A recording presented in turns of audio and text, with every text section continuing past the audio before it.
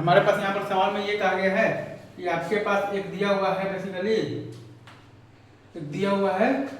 क्या दिया हुआ है, एक आपके पास प्लैंक दिया हुआ है ऑफ मास m और उसके ऊपर एक आपके पास बॉय खड़ा है ऑफ मास m, राइट। और ये जो प्लैंक है वो रखा हुआ है आपके पास बेसिकली स्मूथ हॉरिजॉन्टल सरफेस पर v बराबर 0 पर। तो हमें ये बताना है कि find the required speed of the plank if the boy starts to move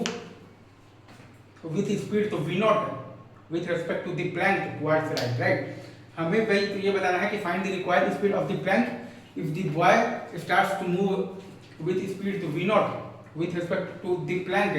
towards right, सही है। अच्छा, अब अगर आप बेसिकली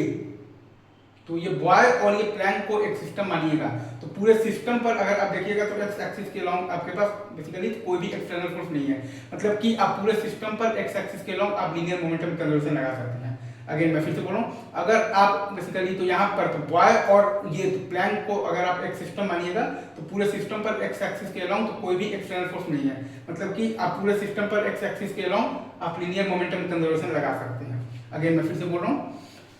अगर आप यहाँ पर तो बॉय और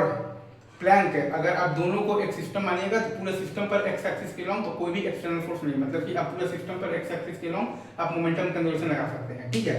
तो यहाँ पर है आपके पास जो बॉय है उसका स्पीड मान लिए हैं कि एक्स है, राइट। तो मतलब कि तो ऑटोमेटिकली आपके पास जो बेसिकली तो प्लैंक है उसका स्पीड आपके पास आ जाएगा x minus v not in the right. हमने basically boy of mass m का स्पीड मान लिया है एक्स इन दी राइट, तो ऑटोमेटिकली जो प्लैंक है ऑफ मास m उसका स्पीड आ जाएगा x minus v not in the right. Again मैं फिर से बोलूँ, हमने यहाँ पर जो बॉय है ऑफ मास m उसका स्पीड मान लिया है एक्स इन दी राइट, तो ऑटोमेटिकली जो प्लैंक है ऑफ मास m उसका स्पीड आ जाएगा x minus v not in the right. जैसा कि हमने मान लिया है कि हमारे पास जो बॉय है मतलब कि ऑफ मास m उसका स्पीड है एक्स इन दी राइट, तो हमारे पास जो प्लैंक है ऑफ मास m उसका स्पीड हमारे पास ऑटोमेटिकली आ जाएगा x minus v not in the right. तो वही मोमेंटम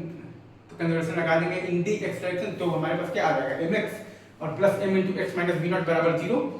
तो x बराबर आ जाएगा m v not by m plus m। Again मैं फिर से बोल रहा हूँ, हमने यहाँ पर लगाया है बेसिकली तो क्या लगाया है mx और plus m into x minus v not बराबर 0, तो x बराबर हमारे पास आ गया है m v not by m plus m, right.